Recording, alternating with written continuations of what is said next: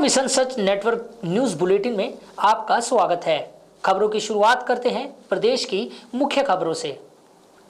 भरतपुर के बयाना में गांव फरसों के पास बाणगंगा नदी के किनारे बनी पोखर की पाल टूट गई, जिसमें 7 बच्चे डूब गए। पाल डूबने से 8 बच्चे पानी में बहे, जिसमें 7 बच्चों की मौत हो गई। अचानक हुए हादसे के बाद हड़कंप मच गया और ग्रामीणों ने 1 घंटे के रेस्क्यू के बाद सभी नवयुवकों को बाहर निकाल लिया, जिनमें कुछ के शव भरतपुर पहुंच चुके।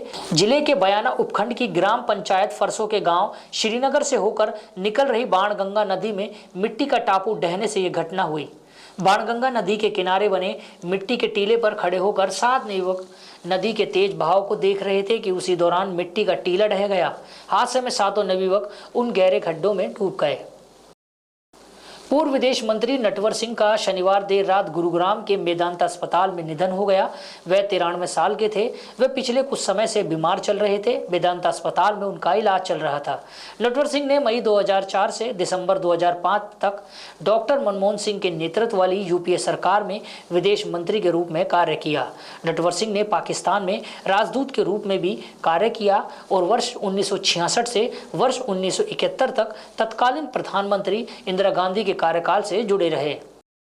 अब रुक करते हैं देश की खबरों की ओर। कांग्रेस नेता जयराम रमेश ने ग्रेट निकोबार द्वीप में बुनियादी ढांचा परियोजना को प्राकृतिक पारिस्थितिकी के लिए गंभीर खतरा बताया और पर्यावरण मंत्री भूपेंद्र यादव से इस परियोजना को दी गई सभी स्वीकृतियां निलंबित करने और इसकी निष्पक्ष समीक्षा कराने का अनुरोध किया। इसमें संबंधित संसदीय समितियों से पड़ताल कराना भी शामिल है। यादव को लिखे पत्र में पूर्व पर्यावरण मंत्री रमेश ने कहा कि पर्यावरण, वन और जलवायु परिवर्तन मंत्रालय को अपना धर्म निभाना चाहिए तथा अपने आप को महज परियोजना प्रस्तावक बनने तक ही सीमित नहीं रखना चाहिए, खासतौर से जब परियोजना के निश्चित रूप से विनाशकारी मानवीय, सामाजिक और पारिस्थितिक परिणाम हो। प्रधानमंत्री नरेंद्र मोदी ने राष्ट्रपति द्रौपदी मुर्मू को तिमोर लेस्ते के सर्वोच्च नागरिक सम्मान great collar of the order of Timor Leste से सम्मानित किए जाने को देश के लिए गर्व का क्षण करार दिया और कहा कि यह दोनों देशों के बीच मजबूत संबंधों व आपसी सम्मान को दर्शाता है। मुर्मू को सामाजिक सेवा में उनकी उपलब्धियों, शिक्षा, सामाजिक कल्याण एवं महिला सशक्तिकरण के प्रति उनके समर्पण के लिए तिमोर लेस्ते के राष्ट्रपति जोस रामोस होर्तो ने अपने देश के सर्वोच्च नागरिक सम्मान great collar of the order of Timor Leste से सम्मानित किया। मुर्मू तिमोर लेस्ते की यात्रा करने वाली भारत की पहली राष्ट्रपति है। और अब चलते हैं खेल जगत की ओर। वुमेन रेसलर विनेश फोगाट को डिस्क्वालीफाई करने के फैसले के बाद पेरिस ओलंपिक में गोल्ड मेडल जीत चुके एथलीट ने विनेश के समर्थन में बड़ा बयान दिया। उन्हें जापान की री हिगुची का समर्थन मिला। उन्होंने फोगाट से अपने संन्यास के फैसले को वापस लेने का अनुरोध किया। उन्होंने अपने पोस्ट में लिखा कि मैं आपका दर्द सबसे बेहतर तरीके से समझता हूँ। हिगुची को भी मैच से पहले वजन मापने के दौरान मात्र 50 ग्राम अधिक वजन पाए जाने के कारण टोक्यो ओलंपिक में अयोग्य घोषित कर दिया गया था। जापानी पहलवान ने पेरिस में जोरदार वापसी की और फाइनल में अपने अमेरिकी प्रतिद्वंदी स्पेंसर रिचर्ड ली को 4-2 से हराकर स्वर्ण पदक हासिल किया। पेरिस ओलंपिक में भारत ने 6 मेडल जीते, जिसमें 5 ब्रॉन्ज और 1 सिल्वर मेडल शामिल है।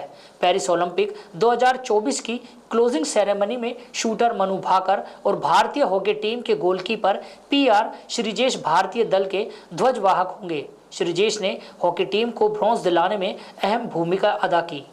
ओलंपिक 2024 के बाद उन्होंने संन्यास ले लिया। 21 साल की रितिका हुड्डा का वुमेन्स फ्रीस्टाइल 76 किलोग्राम के सेमीफाइनल में पहुंचने का सपना टूट गया। और अब चलते हैं अर्थ जगत की ओर। सोने की कीमतों में बढ़ोतरी देखी गई। देश के विभिन्न शहरों में 10 ग्राम सोने की कीमत में 600 रुपये तक का इजाफा हुआ। दिल्ली में 24 कैरेट सोने का भाव बढ़कर 70,250 रुपये प्रति 10 ग्राम हो गया। वहीं मुंबई और कोलकाता में 24 कैरेट सोने की कीमत 70,100 रुपये प्रति 10 ग्राम है। उधर चांदी की कीमत में बढ़ोतरी देखने को मिली।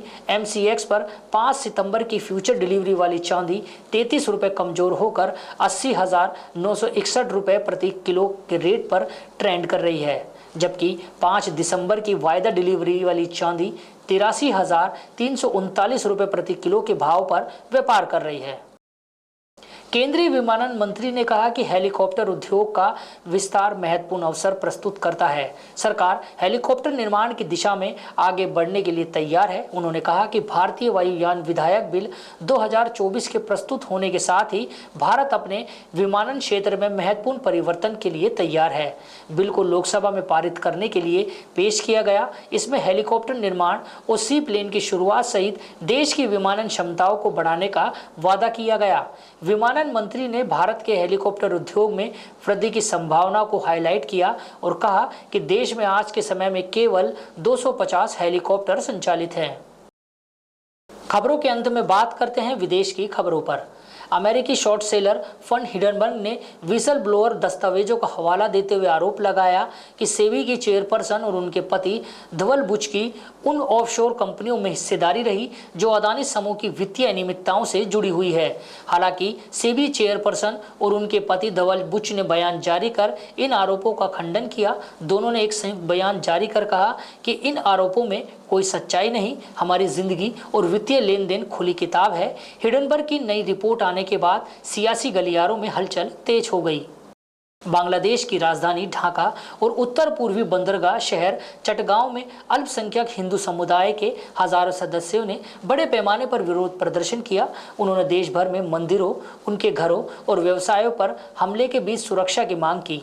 वे अल्पसंख्यकों पर अत्याचार करने वालों के खिलाफ मुकदमा चलाने में तेजी लाने के लिए विशेष न्यायाधिकरणों की स्थापना, अल्पसंख्यकों के लिए 10% संसदीय सीट, अल्पसंख्यक संरक्षक कानून लागू करने की मांग कर रहे थे। हिंदू प्रदर्शनकारियों की रैली से मध्य ढाका के शाहबाग में 3 घंटे से अधिक समय तक यातायात अवरुद्ध रहा। छात्रों सहित हजारों मुस्लिम प्रदर्शनकारियों ने भी यहां उनके साथ मिलकर अल्पसंख्यकों के हित के लिए एकजुटता व्यक्त की।